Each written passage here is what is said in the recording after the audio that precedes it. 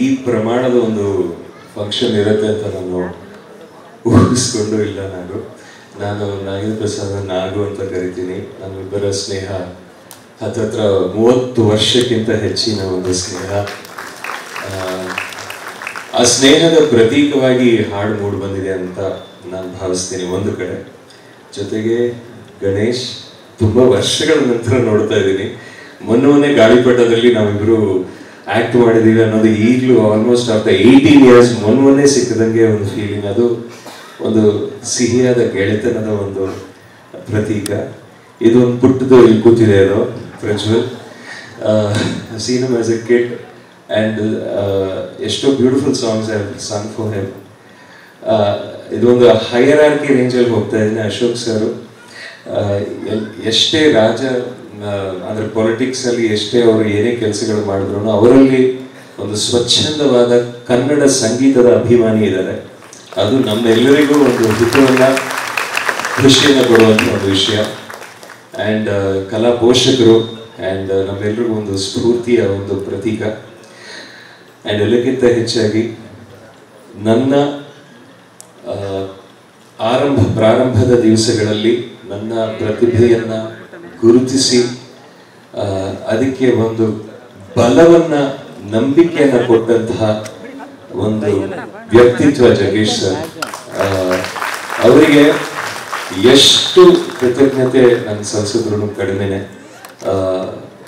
ಬೇವು ಬೆಲ್ಲ ಚಿತ್ರ ಅದಕ್ಕಿಂತ 91 ನಾನು ಇಂಡಸ್ಟ್ರಿಗೆ ಬಂದಾಗ 91 ಜಾನ್ವರಿಯಲ್ಲಿ ನಾನು ಇಂಡಸ್ಟ್ರಿಗೆ ಬಂದೆ. ನಾನು ಮೊಟ್ಟ ಮೊದಲನೇ ಅದು ಗೌರಿ ಗಣೇಶ ಚಿತ್ರ. ಅಲ್ಲಿಂದ ಸ್ವಲ್ಪ ದಿವಸಗಳು ನನಗೆ ಜಗೇಶ್ ಅವರ ಪರಿಚಯ ಆಯಿತು.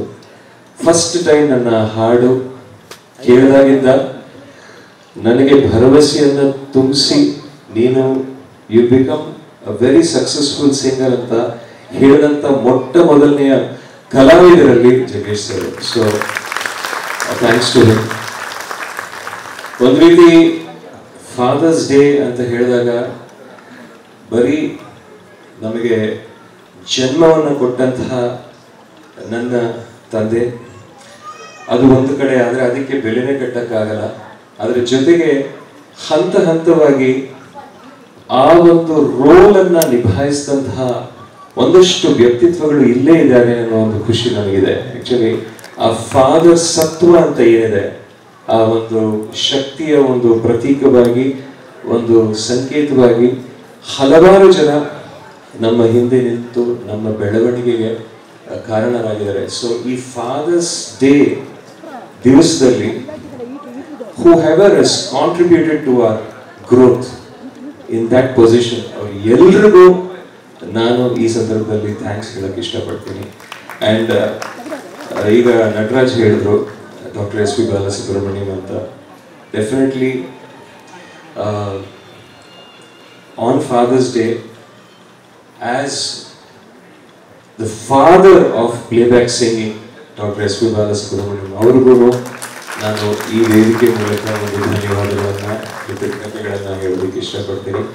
ಆ್ಯಂಡ್ ಈ ಹಾಡನ್ನು ಹಾಡೋದಕ್ಕೆ ನನ್ನನ್ನು ಚೂಸ್ ಮಾಡಿದ್ದಕ್ಕೆ ನಾವಿಗೂ ಒಂದು ಪೂರಕವಾದ ಥ್ಯಾಂಕ್ಸು. ಥ್ಯಾಂಕ್ ಯು ಗೆಳೆಯ.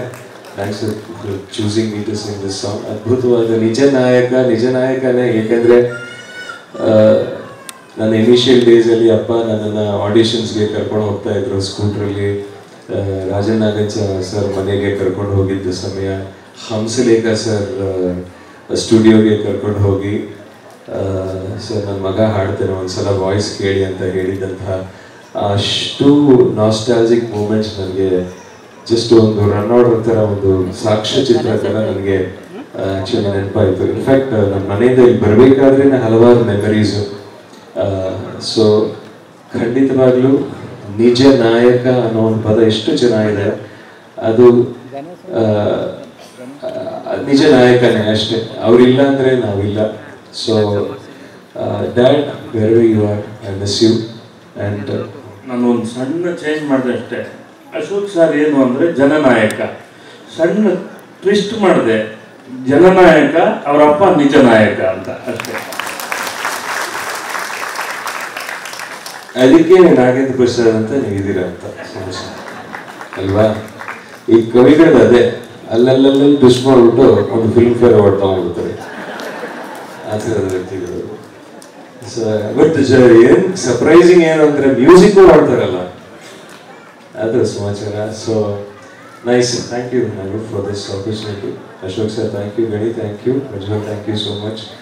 And to be very frank with you, ನೆನ್ನೆವರೆಗೂ ಐ ವಾಸ್ ಬೆಡ್ ರಿಡನ್, ತುಂಬ ವೈರಲ್ ಇನ್ಫೆಕ್ಷನ್ ಆಗಿ ನಾನು ಆ್ಯಕ್ಚುಲಿ ನನಗೆ ಬರೋಕ್ಕಾಗತ್ತಾ ಅಂತ ನಾನು ಒಂದು ವೇಳೆ ನನಗೆ ಅಪ್ಪಣೆ ಕೊಟ್ಟರೆ ನಾನು ಸ್ವಲ್ಪ ರೆಸ್ಟ್ ತೊಗೋತೀನಿ ಅಂತ ಹೇಳಿದೆ. ಅಟ್ಲೀಸ್ಟ್ ಒಂದು 10 ನಿಮಿಷನಾದರೂ ಬಂದು ಹೋಗಬೇಕು ಅಂತ ಹೇಳಿದರು. ನಾನು ಒಂದು ವೇಳೆ ಬರದೇ ಇದ್ದಿದ್ರೆ ಇಂಥ ಒಂದು ಅದ್ಭುತವಾದ ಒಂದು ಫಂಕ್ಷನ್ ನಾನು ಮಿಸ್ ಮಾಡಬೇಕಾಗುತ್ತೆ. So once again thank you. Sorry, ಸ್ವಲ್ಪ ಮೆಡಿಕೇಶನಲ್ಲಿರೋದ್ರಿಂದ not able to do this thing. So once again thank you ಎಲ್ರಿಗೂ ಬಂದಿದ್ದಕ್ಕೆ ತುಂಬ ಥ್ಯಾಂಕ್ಸು.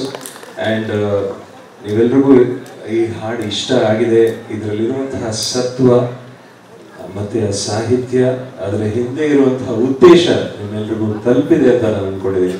ತುಂಬ ಧನ್ಯವಾದ. Thank you.